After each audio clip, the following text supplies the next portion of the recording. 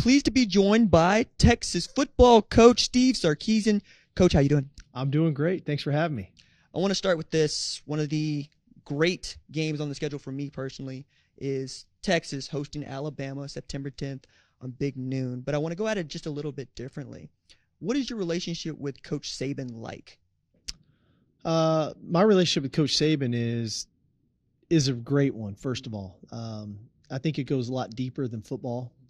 I can unequivocally say that I would not be the head coach at the University of Texas if it weren't for Nick Saban. And so I have a lot of gratitude towards him, Miss Terry. And it's a special day for us to play that game because I know how much he means to me. I think we both know each other to a point now where the ultimate competitors, and both of us want to win that ball game. But in the end, I think it's just about it goes beyond football. A lot of respect for him and what he's done in that program, but more importantly, what he's done for a lot of people in he and Miss Terry's life. One of the things I got to talk with Bijan and DeMarvion about was just how close the team is.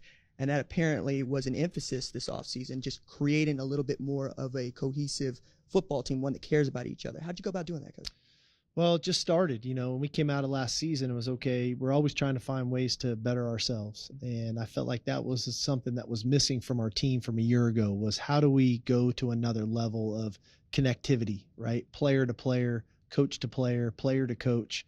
And so we just started doing different exercises. We started digging in. We started devoting real time to it and not just saying, oh, it's just going to happen organically, which it does. But you have to dedicate time to it. You have to put in the time. You have to become vulnerable as a coach if you want the players to become vulnerable. And I think in the end that we're actually reaping a lot of the benefits of that now. We'll continue to do that work all the way through fall camp and quite frankly throughout the season. I'm grateful to hear you talk about being just a little bit more vulnerable with your players. What did you learn about yourself in that vulnerability? Well, I think that they appreciated it. I think so many times, athletes look at the coach like I'm sitting up in the Eiffel Tower and that I'm just there and I'm not a person. I'm not human. I don't have feelings. I don't get tired. And in the end, when you can become vulnerable, when you can become transparent, when I can talk about the things that are frustrating to me or that I'm dealing with off the field or that I've dealt with off the field in my past, I think I create a platform for them to where they say, man, Coach Sark's real. And I can share things with him on things that I'm dealing with. And now I can really start to help. Now I can really start to help navigate their world because ultimately they all want to be great players. They all want to be successful.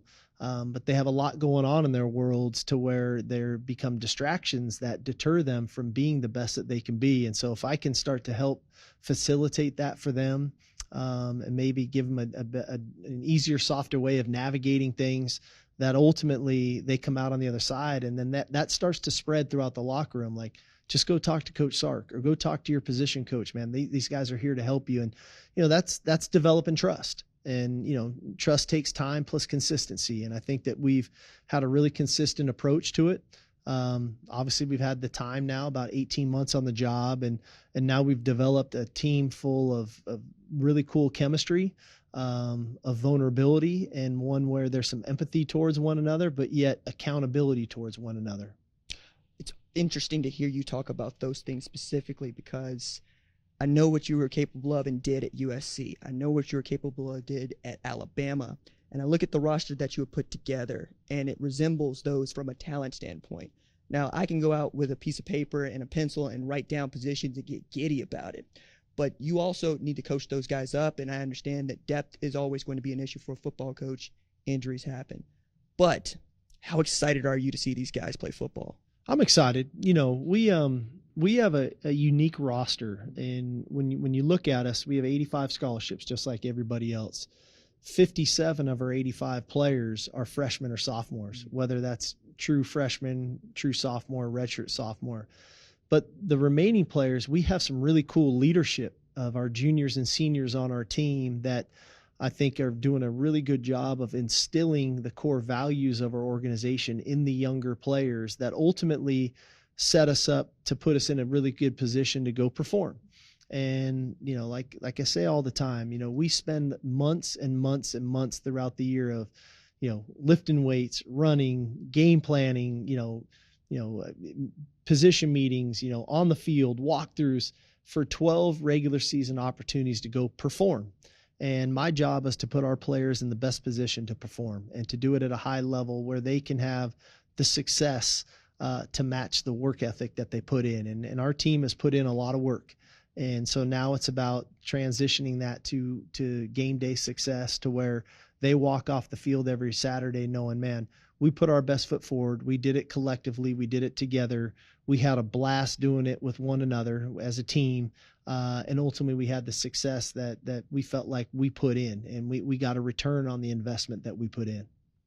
Just curious, you have any idea who's going to be the starting quarterback? Just curious about it. It's been a great off season. It's the most important position in sports for a reason, right? And we can look at Little League football to the NFL, and the teams that have really good quarterback play generally are successful. The teams that have really good quarterback leadership generally are really successful. And we're fortunate. We've got a couple guys right now that are doing it at a very high level.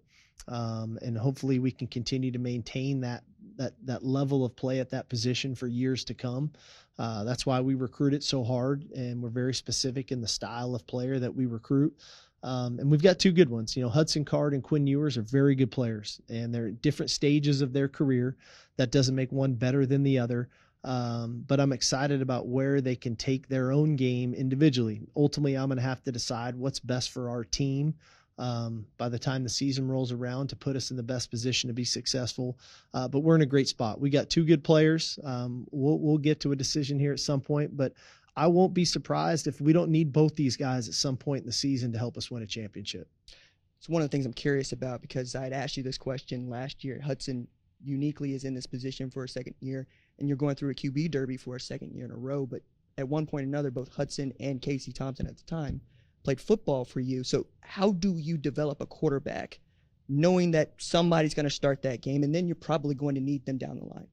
Well, what we try to do is not just essentially put them in a silo of saying, this is where you are as a player in our system. Both of you could be successful playing in our system, but here's what you need to work on, player A, and here's how we're going to work on it. Whether you're the starter or not, we're going to keep working on these aspects of your game. Here is player B. He's in a different silo. He's got a different skill set. He's got different things that he needs to work on.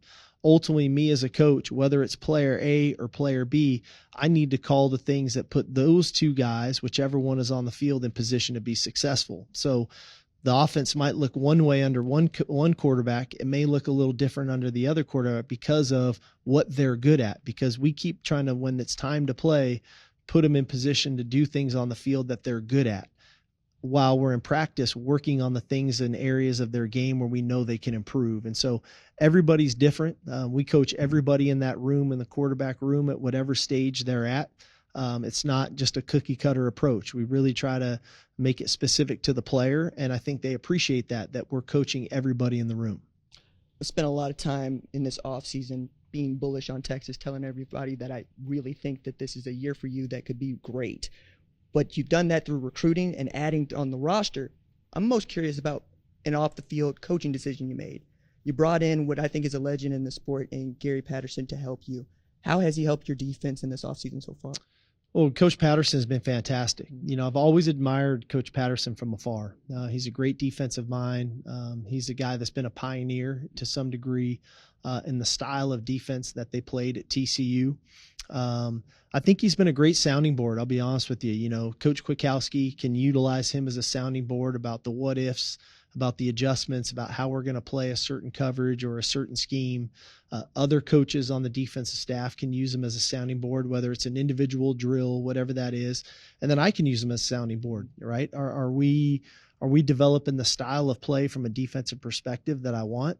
And then are our players buying into what we're doing? I think head coaches look at the game differently. I think they look at it from a really big picture approach, where sometimes position coaches and things can look at it almost through a straw, very specific to their position group. So I value Coach Patterson a lot. It's great having him on board. And I'll say this too. He's an awesome guy. I know sometimes the sidelines and the press conferences can look a certain way, but you're around him on a daily basis. He's He's got great rapport with everybody that he touches.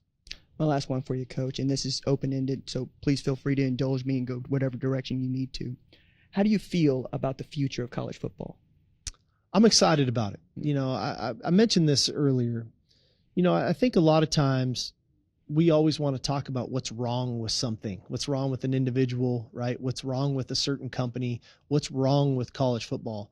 There's a lot what's right with college football. We've got a great game, and we've got a beautiful game in a game that has been branded in such that is now world renowned, and it's every Saturday, every Thursday night, all eyes are on college football. And we've got great players, we've got great coaches, we've got great conferences. We've got really good leadership from the commissioners, the presidents, the athletic directors.